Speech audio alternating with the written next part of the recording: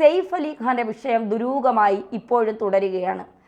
കത്തിയ കുത്തി വയറിനടിയിൽ ഇരുന്നിട്ടും അത് ഊരിയെടുത്തിട്ടും സെയ്ഫ് അലി ഖാൻ തുള്ളിച്ചാടിക്കൊണ്ടൊക്കെ വരുന്ന വീഡിയോസൊക്കെയാണ് ഇപ്പോൾ സോഷ്യൽ മീഡിയയിൽ വൈറലാവുന്നത്. അതിലെ നാടകം എന്താണ്, എന്തിനാണ് ഇത് ചെയ്തത്, ഇതൊക്കെ ഒരു ഭാഗത്ത് നിൽക്കുന്നു. സെയ്ഫിന് കുത്തേൽക്കുമ്പോൾ ഭാര്യയായിരുന്ന കരീന കപൂർ മദ്യലഹരിയിലായിരുന്നു എന്ന് പറയുന്നു. ഇപ്പോൾ സെയ്ഫിൻ്റെ 1796 കോടി രൂപ വില വരുന്ന സ്ഥാവര ജംഗമ വസ്തുക്കളൊക്കെ കേന്ദ്രം തൂക്കിയെടുത്തു.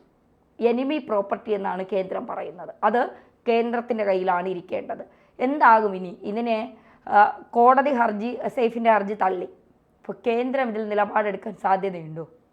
അല്ല, കേന്ദ്ര നിലപാട് ഇങ്ങനെയുള്ള പ്രോപ്പർട്ടികളെല്ലാം എനിമി പ്രോപ്പർട്ടി ആയിട്ട് കണക്കാക്കി കേന്ദ്ര ഗവൺമെൻറ്റിൻ്റെ ഫണ്ടാക്കി മാറ്റാൻ തീരുമാനിച്ചാൽ മറ്റ് തരത്തിൽ വേറെ ഏതെങ്കിലും ഡീവിയേഷൻസിലുണ്ടാവും എന്ന് ഞാൻ കരുതുന്നില്ല. പിന്നെ എങ്ങനെയാണ് സെയ്ഫും അതേപോലെ തന്നെ സർക്കാരും തമ്മിൽ, സർക്കാരെന്ന് പറഞ്ഞാൽ മിക്കവാറും അമിത് ഷാ തന്നെയായിരിക്കും അതിനകത്ത് ഇടപെടുന്നത്. അങ്ങനെ ഇടപെടുന്ന സമയത്ത് അവർ തമ്മിലുള്ള സംഭാഷണത്തിനകത്ത് എന്തെങ്കിലും തരത്തിലുള്ള നീക്കുപോക്കുകൾക്കുള്ള സാധ്യത ഉണ്ടെങ്കിൽ മാത്രമാണ് സെയ്ഫിനെ അദ്ദേഹത്തിൻ്റെ ഈ പരമ്പരാഗത സ്വത്ത് എന്ന് പറയുന്നത് അനുവദിച്ച് കിട്ടാൻ സാധ്യതയുള്ളൂ എന്നാണ് ഞാൻ മനസ്സിലാക്കുന്നത്. അല്ലെങ്കിൽ BJP ഗവൺമെൻറ് അല്ലെങ്കിൽ RSSൻ്റെ ഒരു കാഴ്ചപ്പാട് തന്നെ അങ്ങനെയാണ്. ആ കാഴ്ചപ്പാടിനനുസരിച്ച് അവർ പ്രവർത്തിക്കുന്നു എന്നാണ് നമ്മൾ മനസ്സിലാക്കേണ്ടത്. കാരണം ഇന്ത്യ വിഭാജനം ഉണ്ടായ സമയത്ത് ഇന്ത്യയിൽ നിന്ന് പോയ മുഴുവൻ മുസ്ലിങ്ങളും, ആ മുസ്ലിങ്ങൾക്കൊക്കെ പാകിസ്ഥാനിൽ സംരക്ഷണം കിട്ടുകയും പാകിസ്ഥാനിൽ നിന്ന് ഇന്ത്യയിലേക്ക് വന്നവർക്ക് ഇവിടെ വേണ്ടത്ര സംരക്ഷണം കിട്ടിയില്ല എന്നുമാണ് RSSൻ്റെ വാദം. ആ വാദത്തെ സാക്ഷ്യപ്പെടുത്താൻ വേണ്ടിയിട്ടാണ് അവിടെ അക്കാലത്ത് സംഭവിച്ചിരിക്കുന്നതായിട്ടുള്ള ഈ കൂട്ടപ്പലായനം, അതുപോലെ തന്നെ സ്വത്ത്, അതിൻ്റെ ഒരു കണ്ടെത്തലായിട്ടാണ് സെയ്ഫിൻ്റെ സ്വത്തിനെ യഥാർത്ഥത്തിൽ ഇപ്പോൾ BJP ഗവൺമെൻറ് കാണുന്നത്. എന്നുവെച്ചാൽ ഈ സെയ്ഫിൻ്റെ പൂർവികർ ഇന്ത്യയിൽ നിന്ന് ഇതൊക്കെ ഉപേക്ഷിച്ച് പോയവരാണ്. അങ്ങനെ ഉപേക്ഷിച്ച് പോയ ആ സ്വത്തൊക്കെ സർക്കാർ കണ്ടുകെട്ടേണ്ടതാണ് എന്നത് BJP ഗവൺമെൻറ്റിൻ്റെ നിലപാടാണ്. അത് അവർ പറയുന്നത് ഇത് എനിമി പ്രോപ്പർട്ടിയാണ്, any property belongs to government എന്നാണ്. അപ്പോൾ അതുകൊണ്ട് അത് ഗവൺമെൻറ്റിനാക്കി മാറ്റണം. നേരത്തെ അങ്ങനെ ആയിരുന്നില്ല. ഇവിടെ ഇങ്ങനെ ഉപേക്ഷിക്കപ്പെട്ടു പോയ മുസ്ലിങ്ങളുടെ സ്വത്തൊക്കെ കൂട്ടിച്ചേർത്താണ് ഈ വഖഫ് സ്വത്ത് എന്ന് പറയുന്ന നിലക്ക് മാറിയിരുന്നത്. അതിൽ ഇത് പെട്ടിട്ടില്ല. അത് പെടാത്തതിൻ്റെ പേരിൽ സ്വാഭാവികമായിട്ടും ഗവൺമെൻറ്റിന് ഒരു ലൂപ്പ് ഹോൾ അവിടെ കിടക്കുന്നുണ്ട് ഇത് പിടിച്ചെടുക്കാനായിട്ടുള്ളത്. ഇനി സെയ്ഫും സർക്കാരും തമ്മിലുള്ള സംഭാഷണത്തിലായിരിക്കും ഇതിലൊരു തീരുമാനം ഉണ്ടാകുന്നത് എന്നാണ് ഞാൻ മനസ്സിലാക്കുന്നത്. മറ്റാളുകൾ ആരെങ്കിലും അതിന് ഇടപെട്ടാൽ സെയ്ഫിനൊരു രക്ഷയും ഉണ്ടാവില്ല. സെയ്ഫ് തന്നെ നേരിട്ട് പോയി ഇവരുമായിട്ട് സംസാരിച്ച് അതിലൊരു തീരുമാനത്തിലെത്തിക്കാനായിട്ട് ശ്രമിച്ചാൽ ചിലപ്പോൾ എന്തെങ്കിലും മാറ്റം വന്നേക്കാം, അല്ലെങ്കിൽ അത് സർക്കാരിലേക്ക് കണ്ടുകെട്ടപ്പെടും എന്നതിനെയാണ് നമ്മളിപ്പോൾ മനസ്സിലാക്കേണ്ടത്. ഇത് പലതരം സ്റ്റോറികളായിട്ട് ഡെവലപ്പ് ചെയ്യുന്നുണ്ടെങ്കിലും അതിൻ്റെ ബേസിക് ക്യാരക്ടർ എന്ന് പറഞ്ഞാൽ ഇതാണ് ശരിക്കും പറഞ്ഞാൽ.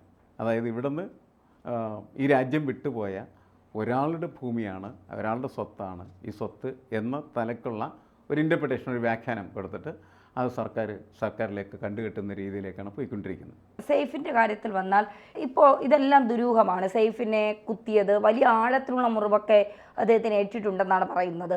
അപ്പോഴും മഹാരാഷ്ട്ര പോലീസ് ഇത് കൃത്യമായി അന്വേഷിക്കുന്നുണ്ട്. ഒരു മന്ത്രി വരെ, മഹാരാഷ്ട്രയിലെ ഒരു മന്ത്രി വരെ ഒരു വിവാദ പ്രസ്താവന നടത്തി. ബംഗ്ലാദേശിൽ നിന്ന് നുഴഞ്ഞു കയറുന്നവർ പലരുടെയും വീടുകളുടെ ബെഡ്റൂം വരെ എത്തുന്ന തരത്തിലേക്ക് മാറിക്കഴിഞ്ഞിരിക്കുന്നു എന്നുള്ളത്. അപ്പോൾ ഇത്തരം പരാമർശങ്ങൾ, ആദ്യം ഇത് സംഘിയാണ് അല്ലെങ്കിൽ ഹിന്ദുവായ ഒരാളാണ്, വിജയ്ദാസ് എന്ന് പറയുന്ന ഒരാളാണ് സെയ്ഫിനെ കുത്തിയതെന്നൊക്കെ പറഞ്ഞ് വലിയ രീതിയിലുള്ള പ്രചാരണം നടത്തി. പിന്നീട് ബംഗ്ലാദേശിൽ നിന്ന് ഇന്ത്യയിലേക്ക് നുഴഞ്ഞു കയറിയ മുസ്ലിം നാമധാരിയായ ഒരാളാണ് എന്നുള്ളത് പുറത്തു വന്നു. ഇപ്പോൾ സത്യത്തിൽ സെയ്ഫിന് കുത്തേറ്റിട്ടുണ്ടോ എന്നാണ് പലരും ചോദിക്കുന്നത്. കാരണം ഇത്ര ആഴത്തിൽ മുറിവേറ്റ ഒരാൾ എങ്ങനെയാണ് ഇത്ര ഈസിയായി നടക്കുന്നത് എന്നുള്ള ഒരു ചോദ്യം എല്ലാവരും ചോദിക്കുന്നുണ്ട്. മാത്രമല്ല 2:30-ക്ക് കുത്തേറ്റ സെയ്ഫ് 4:11 വരെ ആശുപത്രിയിൽ എത്തിയിട്ടില്ല. 4:11 ശേഷമാണ് ആശുപത്രിയിൽ എത്തിയത്. ബാന്ദ്രയിലെ അദ്ദേഹത്തിൻ്റെ ഫ്ലാറ്റിൽ നിന്ന് ലീലാവതി ആശുപത്രിയിലേക്ക് 10 മിനിറ്റ് ഓട്ടോറിക്ഷയിലുള്ള യാത്ര മാത്രമേ ഉള്ളൂ. 2 കിലോമീറ്ററാണുള്ളത്. അപ്പോൾ ഇതിൽ മുഴുവൻ എന്താണ് സെയ്ഫ് ഈ കുത്തുനാടകം കൊണ്ട് ഉദ്ദേശിച്ചത്? ഇപ്പോൾ കുറച്ച് ദിവസമായിട്ട് സോഷ്യൽ മീഡിയയിൽ നടക്കുന്ന ചർച്ചകൾ, നമുക്ക് ചർച്ചകൾ എന്നതിനെ വിശേഷിപ്പിക്കാൻ പറ്റും. ആ ചർച്ചകളിലൊക്കെ ഉയർന്നു നിൽക്കുന്ന ഒരു പ്രധാനപ്പെട്ട പ്രശ്നം സെയ്ഫിൻ്റെ ഈ കുത്ത് എന്നുവെച്ചാൽ ഇതൊരു കുത്തു നാടകമാണ് എന്ന രീതിയിൽ വരികയാണ് ചെയ്യുന്നതിന് ഉള്ള കാരണങ്ങളാണ് ഇപ്പോൾ ധന്യ പറഞ്ഞ മുഴുവൻ കാര്യങ്ങളും. ഒന്ന്, അവിടെ എങ്ങനെ അയാൾ കയറി, കാരണം വളരെ സുരക്ഷിതത്വമുള്ള ഒരു സംവിധാനത്തിലാണ് അവരെല്ലാം ജീവിക്കുന്നത്. നമ്മളുടെ ഈ ബോംബെയിലെ ഈ സിനിമാ നടന്മാരൊക്കെ താമസിക്കുന്ന സ്ഥലത്തേക്ക് അക്രമികൾക്ക് കടന്നു കയറാനായിട്ടുള്ള സാധ്യത വളരെ കുറവാണ്. അത്ര കനത്ത സുരക്ഷ അവിടെ നിലവിലുണ്ടാകും. ആ സുരക്ഷയെ വെല്ലുവിളിച്ചുകൊണ്ട് ഇയാൾക്ക് എങ്ങനെ അടുത്ത് കയറാൻ കഴിയുമെന്ന് പറയുന്ന ഒരു ചോദ്യം സോഷ്യൽ മീഡിയ ഉയർന്നു വരുന്നുണ്ട് എല്ലായിടത്തും. അത് ശരിയുമാണ്. രണ്ടാമത്തെ കാര്യം എന്ന് പറഞ്ഞിട്ടുണ്ടെങ്കിൽ വലിയ സംവിധാനങ്ങൾക്കുള്ള ആ കൊട്ടാരത്തിൽ ഒരാൾക്ക് കുത്തേറ്റ് കഴിഞ്ഞിട്ട് അയാളെ എന്തുകൊണ്ടാണ് ഓട്ടോറിക്ഷയിൽ കൊണ്ടുപോയത് എന്ന ചോദ്യം. അവിടെയുള്ള ഡ്രൈവർമാരും അതേപോലെ തന്നെ വണ്ടികളുമൊക്കെ എവിടെയായിരുന്നു. മൂന്നാമത് അദ്ദേഹം ഹോസ്പിറ്റലൈസ് ചെയ്യപ്പെട്ടതിന് ശേഷം പിന്നീട് വളരെ വേഗത്തിൽ സുഖം പ്രാപിച്ചു വരുന്ന കാഴ്ച കാണുന്നു. കാരണം എന്ന് വെച്ചാൽ ഇവർ പറഞ്ഞ് പ്രചരിപ്പിച്ച വാർത്ത അനുസരിച്ചിട്ട് അഗാധമായിട്ടുള്ള കുത്ത് അദ്ദേഹത്തിനെ കൊണ്ടിട്ടുണ്ട് എന്നും അത് വാരിയൽ എല്ലുകൾക്കിടയിലൂടെ അകത്ത് കടന്നതുമാണ് എന്നൊക്കെയാണ് പ്രചരിപ്പിക്കപ്പെട്ടിരുന്നത്. അതൊന്നും ശരിയല്ല എന്ന് പിന്നീട് തെളിവാക്കപ്പെട്ടു. അങ്ങനെ പുറത്തു വന്ന വാർത്ത വെച്ച് പരിശോധിക്കുന്ന സമയത്ത് ഇതിലെന്തോ ദുരൂഹതയുണ്ട് എന്ന് കൂടുതൽ ആളുകൾ വിശ്വസിച്ചുകൊണ്ടിരിക്കുകയാണ്. അതുകൊണ്ടാണ് ഇത് നാടകമാണ് എന്ന് പറയുന്ന വ്യാഖ്യാനത്തിന് സാധ്യത വർദ്ധിച്ചുകൊണ്ടിരിക്കുന്നത്. യഥാർത്ഥത്തിലുള്ള പ്രശ്നം ആരാണ് പറയേണ്ടത്? ഒന്നില്ലെങ്കിൽ കുടുംബം പറയണം, അല്ലെങ്കിൽ പോലീസ് പറയണം. ഇവർ രണ്ടുപേരും യഥാർത്ഥത്തിലുള്ള പ്രശ്നങ്ങളൊന്നും പറഞ്ഞിട്ടില്ല എന്നാണ് ഞാൻ മനസ്സിലാക്കുന്നത്. അല്ലെങ്കിൽ പൊതുസമൂഹത്തിൻ്റെ മുന്നിൽ കാര്യങ്ങളെല്ലാം കൃത്യമായിട്ട് അവതരിപ്പിക്കുന്നതിനുള്ള സംവിധാനം ഇതുവരെ ഉണ്ടായിട്ടില്ല. എല്ലാത്തിനെയും നിഴലിൽ നിർത്തുകയാണ്, മറവിൽ നിർത്തുകയാണ്. അതുകൊണ്ടാണ് ചോദിക്കുന്നത്, എന്തിനാണ് ഈ മറ, എന്തിനാണ് ഈ നിഴൽ? അതെ മാഷ ഇപ്പോൾ പറയുന്നത് സെയ്ഫ് അലി ഖാനെ ആശുപത്രിയിൽ അഡ്മിറ്റ് ചെയ്ത ശേഷമാണ്, അതായത് ഈ സുഹൃത്തും മാനേജറുമായ അഫ്സാർ സെയ്ഫി ആയിരുന്നു കൂടെ ഉണ്ടായിരുന്നത് എന്നാണ് ഇപ്പോൾ പോലീസ് പുതിയതായി പുറത്തുവിടുന്ന റിപ്പോർട്ട്. അതായത് ഈ മെഡിക്കൽ റിപ്പോർട്ടിൽ മുഴുവൻ പൊരുത്തക്കേടുകൾ എന്നാണ് പറയുന്നത്.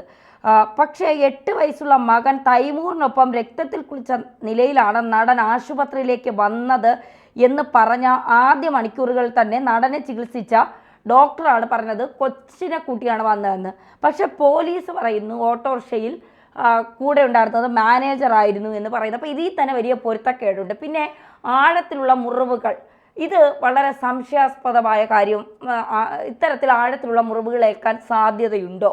അപ്പോൾ ഇതിൻ്റെ പിന്നിൽ എന്തെങ്കിലും മറയ്ക്കുവാനുള്ള സെയ്ഫ് അലി ഖാൻ്റെ പുതിയ തന്ത്രമാണോ? കാരണം ഇപ്പോൾ അമീർ ഖാനൊക്കെ ആണെങ്കിൽ കേന്ദ്ര സർക്കാരുമായി കുറച്ച് കാരണം പ്രധാനമന്ത്രിയായി നരേന്ദ്രമോദി വീണ്ടും വന്നാൽ പാകിസ്ഥാനിലേക്ക് പോകും എന്ന് പറഞ്ഞ ആളാണ് അമീർ ഖാൻ.